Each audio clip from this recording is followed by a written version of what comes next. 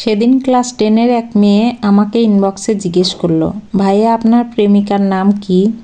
আমি বললাম ওর নাম তরি। মেয়েটি বলল, খুব সুন্দর নাম, আপু কিসে পড়ে? আমি বললাম, আপু বলছো কেন? নিতুন তো তোমাদের ব্যাচমেটই, নাম ধরে বলতে পারো, সমস্যা নেই। মেয়েটি বলল, নিতুন কে?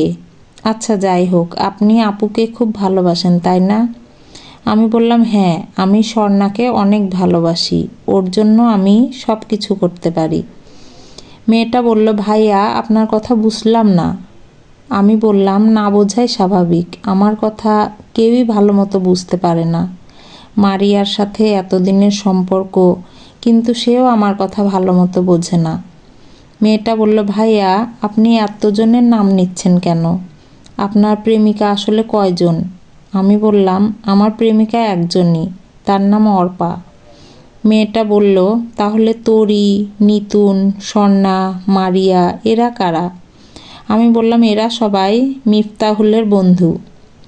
মেয়েটা বলল, মিফতাহুলটা আবার কে? আমি বললাম, আমার প্রেমিকা। মেয়েটা আবার বিরক্ত হয়ে বলল, আপনার প্রেমিকার নামটা কি দয়া করে বলবেন নাকি বলবেন না? বললামই তো, আমার প্রেমিকার নাম তিথি। আচ্ছা ভাই, বুঝছি সব, আপনাকে জিজ্ঞেস করাই আমার ভুল হয়েছে, আর জীবনেও করব না। আমি বললাম, এই কথা ফারিয়াও অনেকবার বলেছে যে আমাকে আর কোনোদিন কিছু জিজ্ঞেস করবে না, কিন্তু কথা রাখতে পারেনি। মেয়েটা বলল, আমি রাখবো, কারণ আমি মৌটুসী না। আমি জিজ্ঞেস করলাম, তাহলে তুমি কে? মেয়েটা বলল, আমি ফারিয়া। ফেসবুক থেকে সংগৃহীত, কণ্ঠে লাবণী সাহা।